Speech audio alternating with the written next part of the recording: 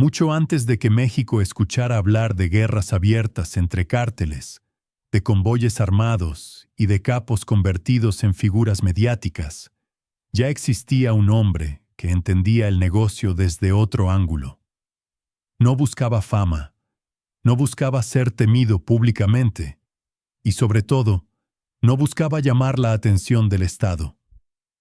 Su nombre era Ismael Zambada García, y con el tiempo sería conocido como El Mayo. Nació en Sinaloa, una tierra donde el narcotráfico no apareció de la noche a la mañana, sino que se fue incrustando lentamente en la vida cotidiana. Allí, el contrabando era visto por muchos como una extensión natural de la economía rural, una salida frente a la pobreza y el abandono. Desde joven, el Mayo creció observando cómo funcionaban esas redes informales, cómo se movía el dinero y, sobre todo, cómo sobrevivían quienes entendían las reglas no escritas del poder. A diferencia de otros que entraron al narco por ambición desmedida o por violencia temprana, el Mayo fue paciente. No se lanzó de inmediato a los focos, ni buscó construir un nombre a base de sangre.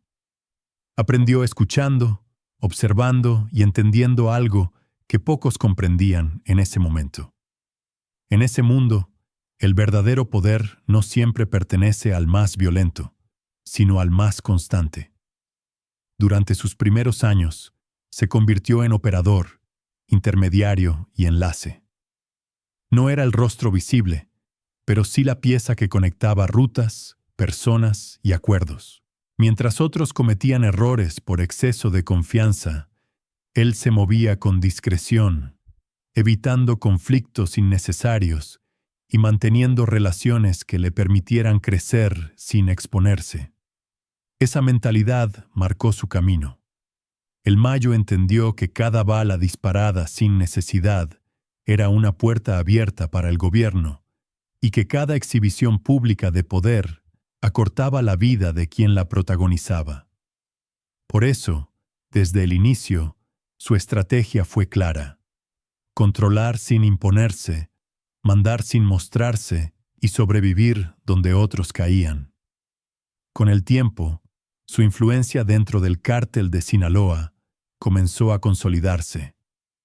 No como jefe absoluto visible, sino como el hombre que siempre estaba presente cuando había que tomar decisiones importantes. Su autoridad no se basaba en el miedo inmediato, sino en la certeza de que sus acuerdos se cumplían y sus palabras tenían peso.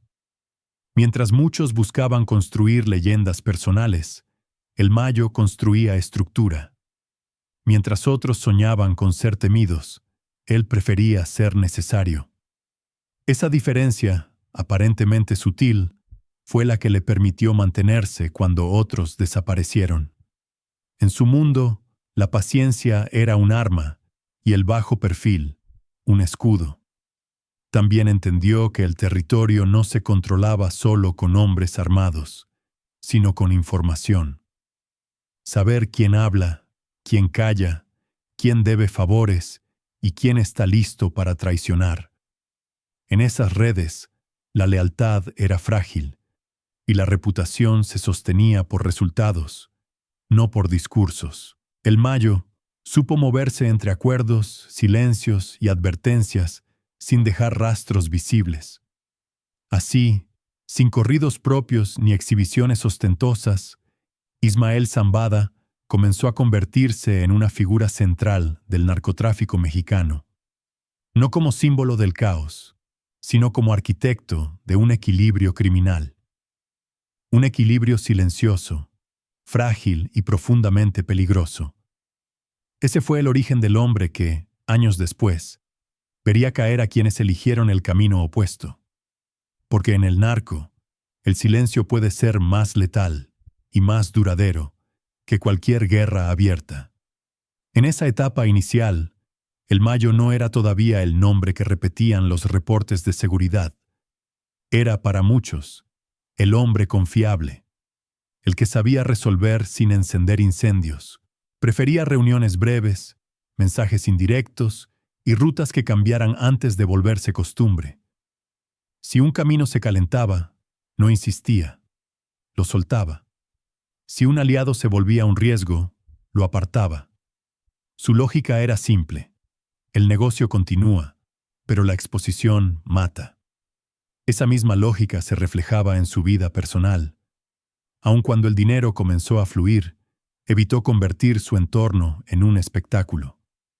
La ostentación, para él, era una invitación, y la invitación siempre terminaba en la misma puerta. La de una operación federal, una traición interna o una guerra innecesaria. Por eso cuidaba los detalles, y en el mundo criminal, los detalles lo son todo. Con los años, esa combinación de paciencia, información y prudencia lo volvió indispensable dentro de Sinaloa. No hacía falta que apareciera para que su influencia se sintiera. Bastaba con que se supiera que estaba detrás de un acuerdo, detrás de una decisión o detrás de un sí que abría una ruta. En silencio, el Mayo estaba construyendo el tipo de poder que no se aplaude, pero se obedece. Y así se mantuvo lejos del reflector siempre. Y mientras él perfeccionaba ese método, en otras regiones crecía otro liderazgo que necesitaba hacerse ver. Ese choque de estilos redefiniría el mapa criminal. Cuando llegó el momento, el Mayo ya tenía décadas de ventaja. Sabía que gana quien logra seguir respirando. Mientras Ismael Zambada García consolidaba su poder en silencio, en el occidente de México crecía una fuerza que prefería hacerse notar. El narco entraba en una etapa donde el impacto mediático se confundía con autoridad y la violencia pública se volvió una firma. Ahí apareció Nemesio Oseguera Cervantes, el Mencho, con un modelo opuesto al del Mayo. Avance rápido, mensajes brutales y confrontación directa como forma de control. El contraste no era solo de estilo, sino de lógica. El Mayo cuidaba la exposición como si fuera una sentencia. El Mencho la usaba como escudo y amenaza. Donde Zambada buscaba acuerdos discretos y rutas flexibles, el CJNG empujaba con choques, bloqueos, emboscadas y demostraciones que buscaban paralizar regiones enteras. En términos simples, uno administraba el tablero, el otro lo incendiaba para reordenarlo. En ese punto, muchos esperaban una guerra frontal entre ambos mundos, pero el Mayo no necesitaba pelear con el ruido. Le bastaba con entender lo que el ruido provoca. Cada golpe espectacular del rival elevaba la prioridad del Estado. Cada video, cada ataque visible, cada desafío abierto, activaba una respuesta institucional más dura y un cerco más estrecho. Para Zambada, esa dinámica era predecible. La visibilidad acelera la persecución y la persecución desgasta la estructura. Mientras el CJNG expandía su presencia a gran velocidad, el Mayo reforzaba lo que mejor hacía: continuidad. Cambiar rutas antes de que se calentaran, cortar vínculos cuando olían a traición, mover operadores sin dejar rastro y sostener alianzas sin convertirlas en espectáculo. No era debilidad, era supervivencia convertida en método. En el narco, sobrevivir es poder. Con el tiempo, la diferencia comenzó a verse en los resultados. El modelo confrontacional acumuló enemigos, fracturas internas y presión constante. La organización que gritaba su fuerza terminó obligada a defenderla todos los días. En cambio, el modelo silencioso se adaptaba sin anunciarlo. El Mayo observaba cómo el foco nacional se concentraba en su antagonista y cómo, paso a paso, la atención del Estado se volvía una lámpara fija sobre el CJNG. Esa era la gran lección. A veces no ganas por vencer al otro, sino por resistir más que él. El Mayo seguía en sombra, Y la sombra, en México, podía ser la diferencia entre durar décadas o caer en un instante. A medida que las autoridades enfocaban recursos en el enemigo más visible, el Mayo operaba con una regla de hierro: no dejar rutinas, no repetir horarios, no repetir lugares, no repetir patrones. En su mundo, el patrón es una invitación.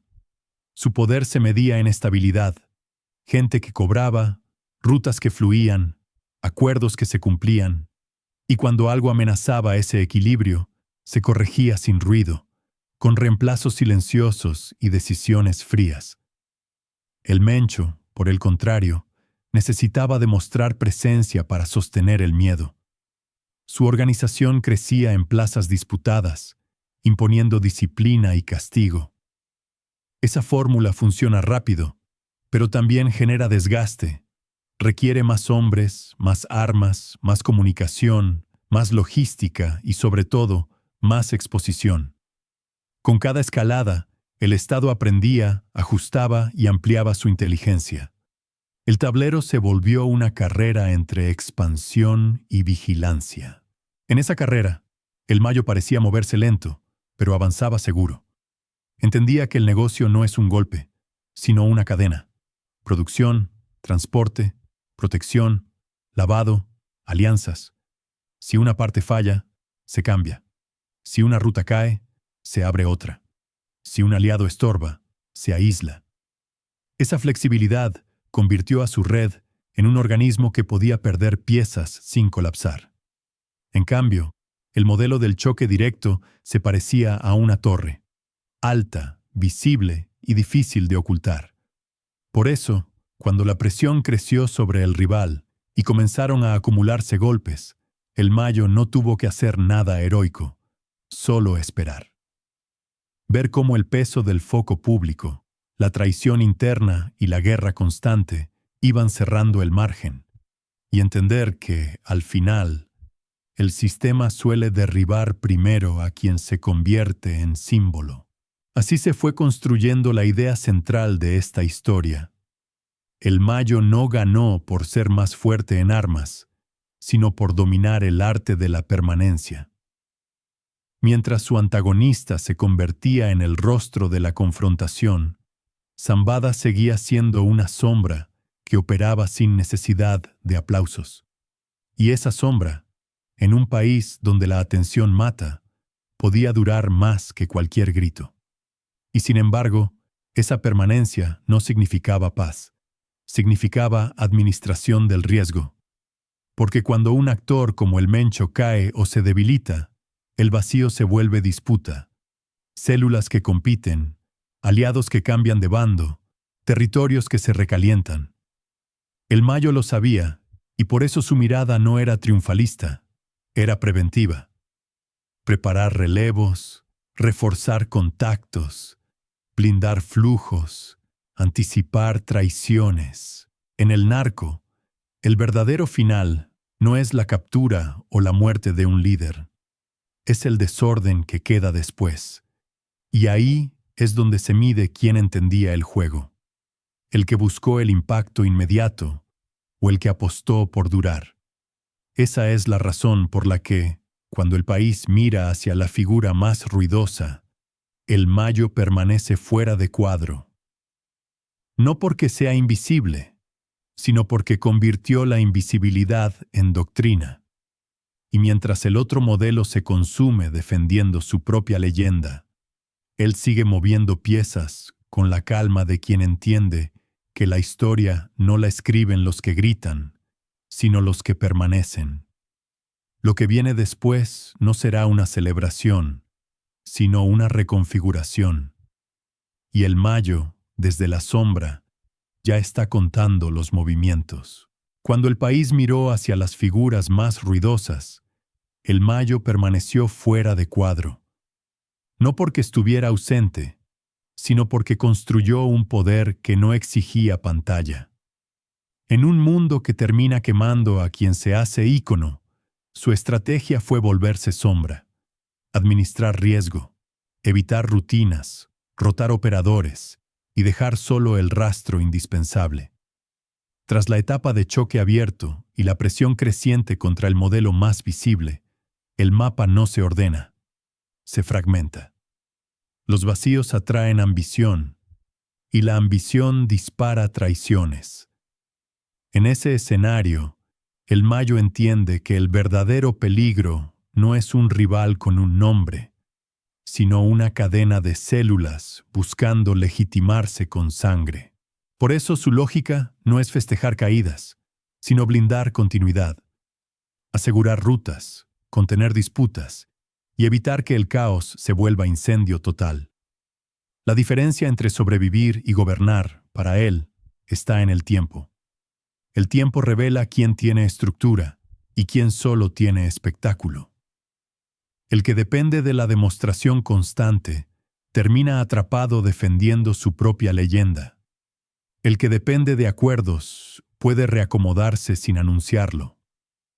Así, mientras otros se convierten en noticia, el Mayo se vuelve sistema. Pero el silencio no significa paz. Significa control de daños. Significa que cada golpe a un grupo rival puede desatar reacciones en cadena, que cada captura reordena lealtades y que cada territorio libre se vuelve disputa. El Mayo opera como quien sabe que el final no llega con un operativo, sino con la erosión lenta de una red.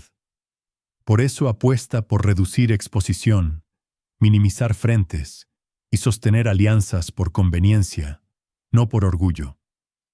Su historia suele contarse como la del sobreviviente que vio caer a un enemigo más visible.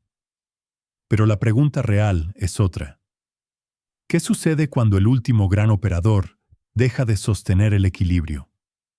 Si ese poder silencioso se rompe, la violencia puede multiplicarse en fragmentos impredecibles. En ese futuro, el país no enfrentará un solo nombre, sino muchos. Y ahí está la paradoja.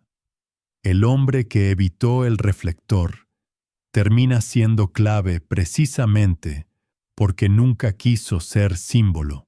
Su legado no está en la fama, sino en haber probado que en este juego la permanencia se construye con paciencia, información y cálculo frío. Porque al final, el narco no siempre cae por falta de fuerza, cae por exceso de ruido. Por eso, cuando el país busca un final claro, una captura, una sentencia, un desenlace definitivo, la realidad suele ser más gris. La caída de un líder visible no apaga el mercado, ni borra las rutas, ni devuelve de inmediato el control al Estado. A veces ocurre lo contrario. El golpe rompe jerarquías, y sin jerarquía aparecen disputas internas que se vuelven más violentas y más impredecibles. En esa etapa, el objetivo ya no es expandirse, sino sobrevivir al reacomodo. El Mayo ha sido descrito como un hombre de reglas. No improvisar, no confiar de más, no provocar por orgullo. En la práctica, eso significa operar como si cada día fuera una negociación y cada movimiento una señal. Y así termina esta historia. No con una explosión, ni con una imagen clara del final, sino con una realidad incómoda. En el mundo del narcotráfico, no siempre cae primero el más poderoso, sino el más visible. Mientras algunos eligieron el ruido, otros eligieron el tiempo. Y el tiempo, en este juego, suele decidir más que las balas. La historia de El Mayo Zambada no es la de un héroe ni la de un mito invencible. Es la de un sistema que permitió que el poder se administrara desde las sombras y de un país que sigue enfrentando las consecuencias de décadas de violencia, silencio y complicidades. Si este video te ayudó a entender mejor cómo funcionan realmente estas estructuras, suscríbete al canal. Aquí seguiremos analizando, sin glorificar ni justificar, las historias que muchos prefieren no mirar de frente. Activa la campana para no perderte los próximos documentales. Y ahora dime tú, ¿Crees que el poder silencioso es más peligroso que la violencia visible? ¿Estamos viendo el final de una era o solo el inicio de una nueva etapa del narco en México? Déjalo en los comentarios.